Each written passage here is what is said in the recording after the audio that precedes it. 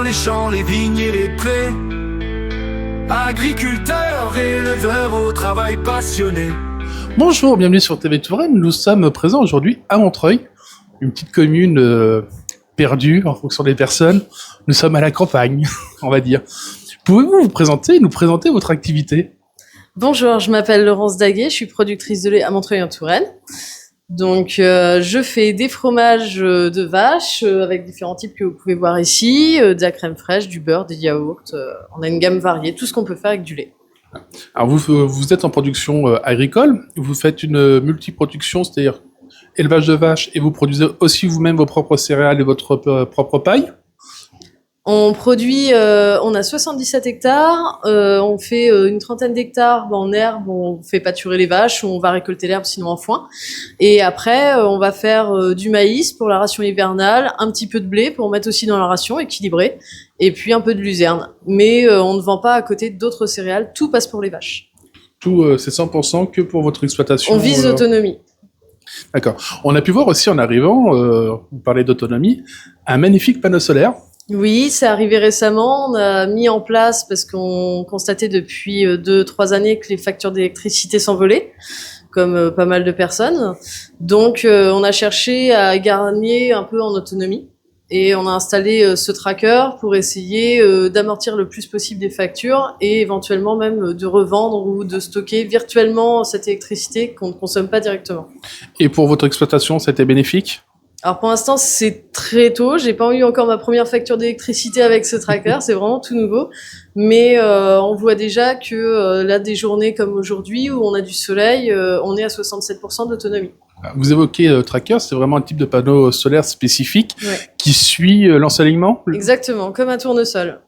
C'est adapté du tournesol, on s'est inspiré de ça. Très bel exemple. Alors peut-on parler un peu plus de vos produits ? Vous faites des fromages, vous faites aussi du lait ? Oui, du lait cru. Voilà. Vous travaillez avec une marque connue des Tourangeaux, si je me trompe pas ? Tout ce qu'on ne fabrique pas, qu'on ne produit pas nous-mêmes, le lait part à la laiterie de Verneuil. On est adhérents chez eux, on fonctionne avec eux.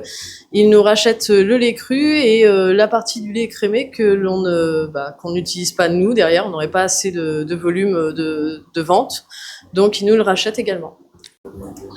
On est d'accord, bon, je vais être féministe comme certains peuvent le dire, la femme est quand même beaucoup plus compétente que l'homme sur certains aspects de la profession globalement, avec son approche qui est un peu moins bourrin, on va dire, que l'homme, parce que vous avez une approche beaucoup plus douce et beaucoup plus réfléchie que l'homme des fois. Vis-à-vis des animaux, vous voulez dire ? Alors globalement. Globalement ? Non, en agriculture, je dirais qu'on n'est pas aussi, entre guillemets, bourrin que ça. Et c'est pas une question d'homme ou de femme, je pense que c'est vraiment une question de tempérament de la personne. Moi, j'ai suivi des gens en élevage, j'étais technicienne lait avant, et c'est vraiment lié à la personne. Il y a des personnes qui vont être plus impulsifs et que vis-à-vis des gens ou même des fois des animaux, ils vont pas forcément être bien. Et à l'inverse, il y a des gens qui vont être très fluides, très cool avec les personnes ou avec les animaux et on voit la différence en général. Du coup, l'image qu'on peut avoir de l'agriculteur est complètement fausse. L'image peut-être côté parisien, côté gens des villes. L'agriculteur est une personne comme les autres avec le même ressenti. Totalement. Je pense qu'on est aussi à la page que les gens du quotidien, on va dire.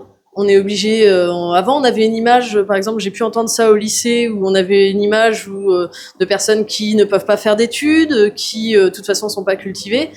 Moi, par exemple, j'ai un bac+5. Je suis ingénieur et je sais que pas mal de mes collègues le sont maintenant parce que de toute façon, le métier l'exige. Et même avant, le métier, c'est un savoir-faire. Ça se transmet de génération en génération ou de maître à élève, c'est qu'à de le dire en fonction d'où on travaille. Et on oublie de le dire assez souvent, produire un fromage, c'est pas simple, c'est pas donné à tout le monde. Il y a un savoir-faire, il y a des technicités aussi, oui. Il y a des dosages à respecter, comme une recette de cuisine. N'importe qui n'est pas chef et n'importe qui ne peut pas être agriculteur. On ne s'improvise pas. Voilà. Donc de tout temps, cette image était faussée et tant mieux que maintenant les gens, cette image évolue pour la profession. Exactement. Là-dessus, même les fromages, par exemple, je suis éleveur laitier, mais si on considère les fromages, on les regarde un peu plus près, finalement, on est des éleveurs de bactéries, parce que c'est sélectionner des bactéries et faire en sorte que l'équilibre règne dans le fromage. Alors, on va faire la transition sur les fromages. Peux-tu nous les présenter ? Alors ici, par exemple, nous avons un camembert. Ici, un cendré donc de vache qui s'apparente énormément à un chèvre, mais la technique est exactement la même. Ensuite, après, on a un ail des ours, un ail et fines herbes avec des affinages totalement différents. Ici, c'est un échalote, c'est du type frais. Et là, un fromage qu'on a baptisé le Vilchon. C'est un type reblochon. Normalement, on ne peut pas le dire. C'est un peu comme tabou. Faut le faire deviner. Il a un peu une histoire. C'est un ami de mes parents qui a travaillé pendant longtemps en Savoie et qui, à un moment, ne pouvait plus exercer son métier. Il est revenu ici. Et ça lui faisait mal de savoir que son savoir-faire allait se perdre. Il voulait le faire perdurer. Donc, il me l'a transmis et m'a appris comment on faisait. Alors là, par exemple, on peut pas évoquer le nom de ce fromage qui est tabou, mais tu as pu évoquer le nom de celui-ci. Pourquoi ? Parce que c'est un camembert et j'ai pas dit. Alors c'est un camembert au lait cru, mais je n'ai pas prononcé Normandie, je n'ai pas prononcé je n'ai pas fait allusion à une situation géographique. Donc c'est un camembert made in Touraine, 100%. Voilà, fermier. Voilà, 100% Tourangeau. Cher ami de TV Touraine, si vous voulez goûter un très bon camembert, n'hésitez pas, venez ici. On va découvrir le reste de ton exploitation, puis on va continuer l'interview un peu plus loin. Si Avec ça les dérange vaches. pas. Voilà. On va un peu plus approfondir sur la partie animale. Comme vous le voyez, on est entouré de belles bêtes, c'est bien de le dire. Peux-tu nous en dire plus sur le bien-être animal que vous pratiquez sur ton exploitation ? Alors ici les vaches, on veille à ce qu'elles puissent déjà bouger, aller se coucher, en faire un peu ce qu'elles ont envie de faire dans la journée. Là, il y en a une partie qui est sous les ventilos sur l'air paillé, l'autre partie est en train de manger, elles peuvent osciller entre les deux. Elles sont sorties dans la journée dans la prairie, là elles avaient plus trop envie donc on les a rentrées. Après, en termes de bien-être animal, ça signifie aussi qu'elles peuvent avoir accès à l'eau, à la nourriture comme elles le veulent et en quantité suffisante, c'est un truc qu'on regarde. Et puis derrière, c'est aussi prendre soin de ces animaux, faire attention derrière, et limiter les boiteries, faire attention à tout ça. Tu évoquais une petite anecdote tout à l'heure sur la demoiselle qui vient de passer à côté de toi. Oui. Elle ne sort pas de la salle de traite sans son petit câlin ? Oui, c'est ça. Il y en a, elles ont leur caractère. Elle, son truc, c'est il faut sa caresse avant qu'elle puisse partir. Sinon, elle part pas. Donc elle reste sur place et Elle reste sur place. elle a Elle va raison. stagner. Un câlin, il n'y a rien de mieux. C'est ça. On a parlé au cours du premier reportage de l'alimentation. On va refaire un petit point dessus. Vous produisez la totalité quasiment des aliments qu'elle consomme. C'est un choix volontaire ? C'est volontaire. L'idée, c'est de pouvoir. On veut sortir un produit de qualité en vente directe, mais aussi bien pour le lait, pour Verneuil. Donc l'idée, c'est de savoir déjà ce que l'on donne à manger à nos vaches. Donc fabriquer notre aliment, on fabrique notre ensilage de maïs. Si on fait d'ensilage d'herbe, on le fabrique aussi. Notre foin identique. La luzerne, on va faire aussi notre luzerne comme ça. On essaye de faire pâturer. On va avoir du blé. Le blé, on va faire de la farine pour l'introduire dans l'alimentation. Ce qui fait que s'il y a quelque chose qui varie, on sait pourquoi. On comprend pourquoi. Si on fait rentrer des aliments d'extérieur, on va pas maîtriser tous les paramètres. D'accord. Et tu évoquais tout à l'heure en off, au cours de la traite, si tu as des vaches qui ont un traitement, tu évoquais des boiteries, des blessures qui peuvent se produire, donc elles sont soignées. Oui. Comment ça se passe au niveau de la traite ? Le lait de cette vache-là est-il mis dans le circuit ou, contrairement à ce qu'on pense, il est mis de côté et il n'est pas du tout exploité ? Alors que ça soit par exemple une vache fraîche vélée, où on a un délai colostral à respecter, qui est de 7 jours, la vache va être mise de côté en bidon, traite à part. Le lait est dévié.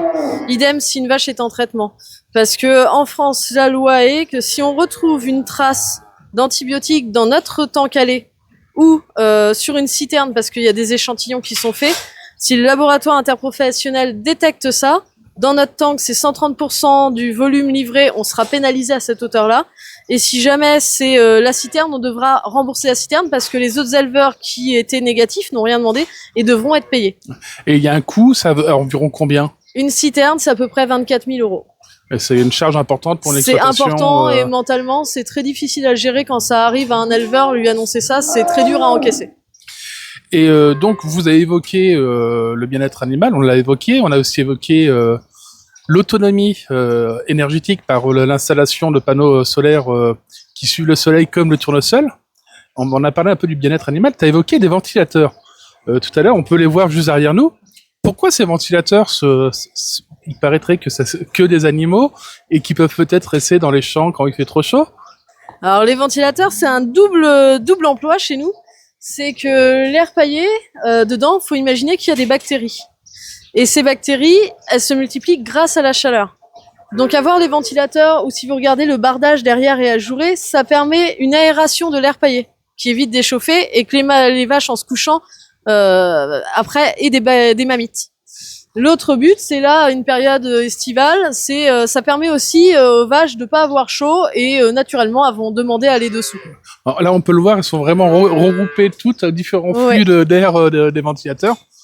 Alors, j'ai paru un peu cru au niveau des animaux en disant deux, trois petits mots. Je ne suis pas contre les animaux, bien au contraire, vous avez pu le découvrir le long des reportages. C'était juste pour accentuer un peu le trait. Bon, on a évoqué le système de ventilateur.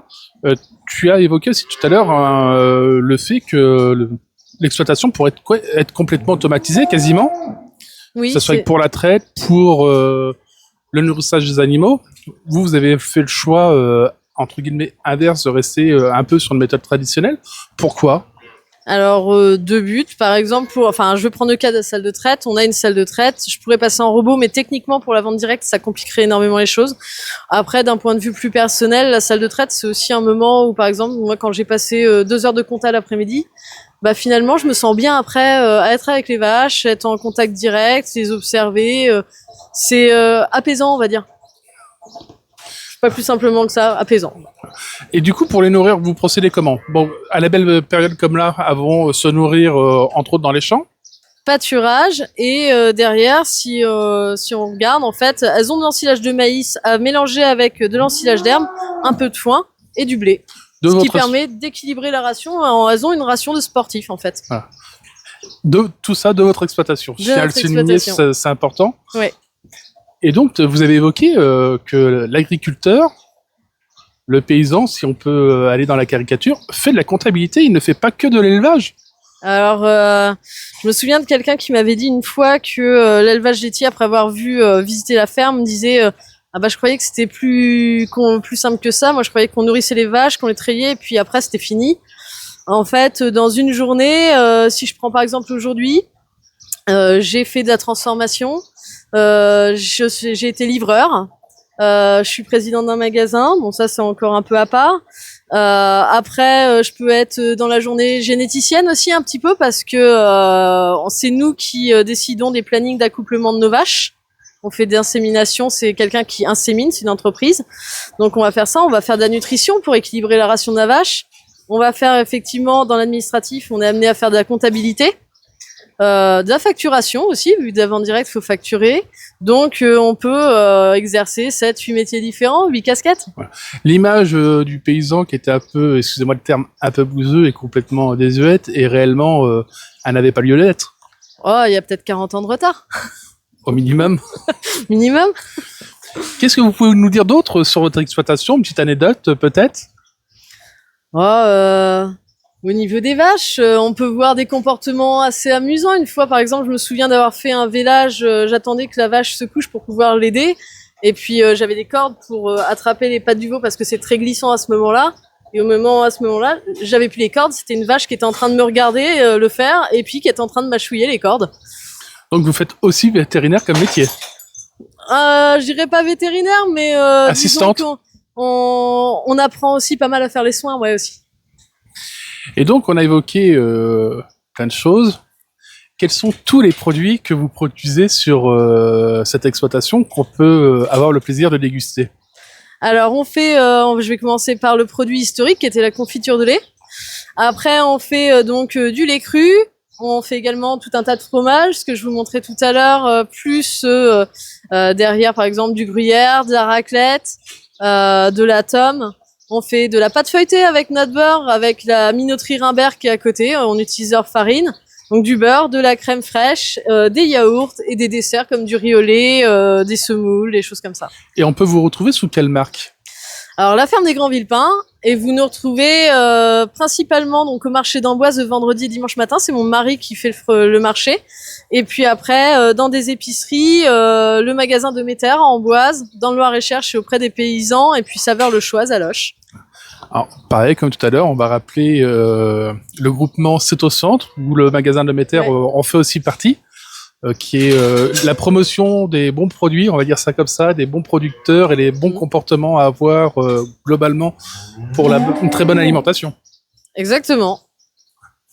Et un dernier mot à nos viewers pour leur donner envie de venir déguster vos produits. Stop. Ah, vous nous avez évoqué un produit alors autre que le reblochon tourangeau. Excusez-moi le terme, même si c'est pas le vrai terme, j'ai pas retenu le nom. Vas-y, coupe. Dans les champs, les vignes et les prés, agriculteurs, éleveurs au travail passionné, producteurs de nos terres, artisans du goût, les vignerons chantent la Loire avec nous. Terre de Touraine, fière et vivante, des producteurs, des mains vaillantes, éleveurs, vignerons, leur voix résonne. C'est grâce à eux que la vie bourdonne.